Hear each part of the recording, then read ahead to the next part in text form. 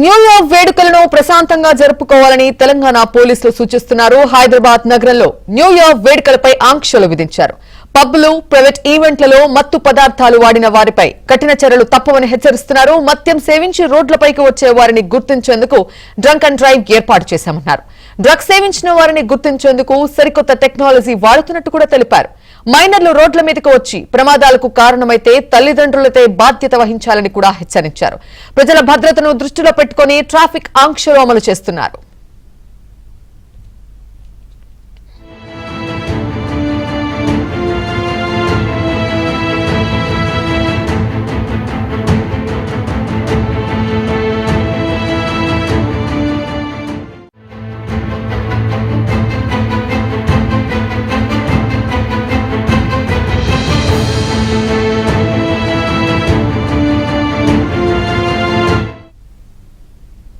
Right, ఇక new year వేడుకలపై మరింత సమాచారం అందించడానికి మా క్రైమ్ కరెస్పాండెంట్ శశి గచ్చిబౌల్ నుంచి సిద్ధంగా ఉన్నారు. అలాగే crime bureau in charge Venkat Tank Bund నుంచి సిద్ధంగా ఉన్నారు.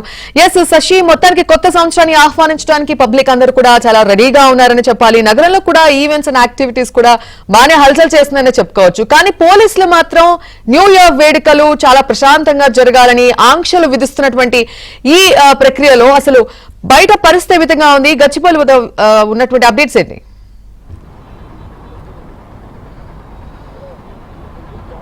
న్యూ ఇయర్ వేడుకలకు హైదరాబాద్ సిద్ధమవుతుంది. న్యూ ఇయర్ వేడుకలు ప్రశాంతమైన వాతావరణంలో కొనసాగించేందుకు వీలుగా హైదరాబాద్ పోలీసులు ఆ తర్వాత 3 కమిషనరేట్ల పోలీసులు యాక్షన్ ప్లాన్లు సిద్ధం చేశారు. ఇందులో భాగంగా డిసెంబర్ 31న కొన్ని ఆంక్షలను విధించినటువంటి సందర్భం అయితే ఉంది. ప్రధానంగా వెస్ట్ జోన్ పరిధిలో, ఆ తర్వాత హైదరాబాద్ కమిషనరేట్ పరిధిలో కూడా ఎక్కువగా పబ్బులు ఉంటాయి, తర్వాత ప్రముఖ హోటల్స్ కూడా ఉంటాయి.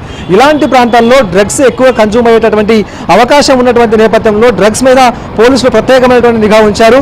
న్యూ ఇయర్ కు సుమారుగా నెల రోజుల ముందు నుంచే డ్రగ్ ఫెడ్లర్లను వారిపైన ప్రత్యేకంగా నిఘా ఉంచినటువంటి హైదరాబాద్ పోలీసులు ఎక్కడికక్కడ డ్రగ్ ఫెడ్లర్లను అదుపులోకి తీసుకున్నటువంటి సందర్భం కూడా ఉంది. అయితే ఎక్కడ చిన్నగా డ్రగ్స్ దొరికినా కూడా వారిని అదుపులోకి తీసుకుని ఆ డ్రగ్స్ ఎక్కడి నుంచి వచ్చాయి, మూలాలు ఏంటి అన్న అంశాల గురించి కూడా ఆరా తీసి ప్రధాన నిందితులను కూడా అదుపులోకి తీసుకున్నటువంటి సందర్భం కూడా కనిపించింది. ఇదే కాకుండా పబ్బుల్లో పెద్ద ఎత్తున కూడా డ్రగ్స్ సర్వ్ అవుతుందంటూ కూడా ముందు నుంచి ఆరోపణలు ఉన్నాయి. మరోవైపు పబ్బుల్లో డ్రగ్స్ సరఫరా అయ్యేటటువంటి అంశం మీద ఇప్పటికే పోలీసులకు వాళ్ళ ఫిర్యాదులు కూడా అందుతూ ఉన్నాయి. ఇలాంటి నేపథ్యంలో పోలీసులకు ఫిర్యాదులు వస్తున్నటువంటి నేపథ్యంలో ఇక పోలీసులు కూడా ప్రత్యేకంగా పబ్బు యాజమానులను, ఆ తర్వాత హోటల్కు సంబంధించినటువంటి యజమానులను, అలాగే ప్రైవేట్ ఈవెంట్లు ఏర్పాటు చేసే ఆర్గనైజర్లను కూడా పిలిపించి వారందరి చేత ఒక మీటింగ్ ఏర్పాటు చేశారు. పబ్బుల్లో డ్రగ్స్ సర్వ్ చేస్తే మాత్రం ఖచ్చితంగా కఠిన చర్యలు తప్పవంటూ కూడా హెచ్చరించారు.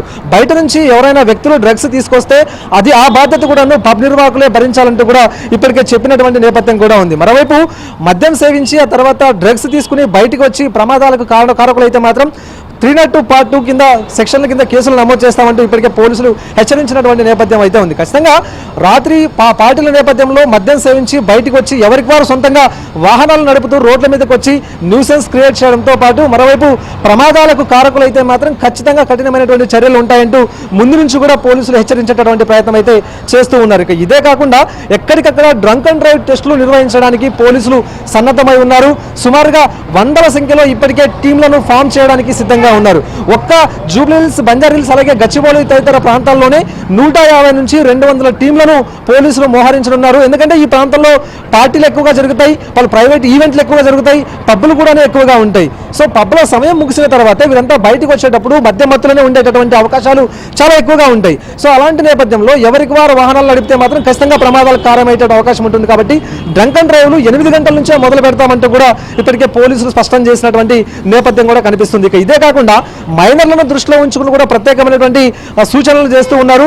మైనర్లకు వాహనాలు తల్లిదండ్రులు అప్పగిస్తే ఒకవేళ ఆ మైనర్ల ప్రమాదానికి కారణమైతే మాత్రం ఖచ్చితంగా తల్లిదండ్రులదే బాధ్యత అంటూ కూడా చెప్తూ ఉన్నారు. ఇదే కాకుండా ర్యాష్ డ్రైవింగ్ తో పాటు జిగ్జాగ్ లాంటి డ్రైవింగ్లకు పాల్పడితే మాత్రం ఖచ్చితంగా అటువంటి వారి మీద కూడా కఠిన చర్యలు తీసుకుంటాం, వారికి సంబంధించినటువంటి డ్రైవింగ్ లైసెన్స్లను కూడా క్యాన్సిల్ చేస్తామంటూ ఇప్పటికే పోలీసులు హెచ్చరికలు జారీ చేశారు. ఇక ఇదే కాకుండా ఆ మద్యం సేవించి రోడ్ల మీదకి వచ్చి ప్రమాదాలకు కారణమైతే వారి డ్రైవింగ్ లైసెన్స్లను క్యాన్సిల్ చేయడంతో పాటు ఒకవేళ మరణాలు సంభవిస్తే 302 కింద సెక్షన్ల కింద కేసులు కూడా నమోదు చేస్తామంటూ చెప్తున్నారు. ఇదే కాకుండా డ్రగ్స్ కి సంబంధించి కూడా ప్రత్యేకమైనటువంటి పరికరాల ద్వారా డ్రగ్స్ సేవించిన వారిని కూడా గుర్తించే ప్రయత్నం అయితే చేస్తూ ఉన్నారు. కాంతి.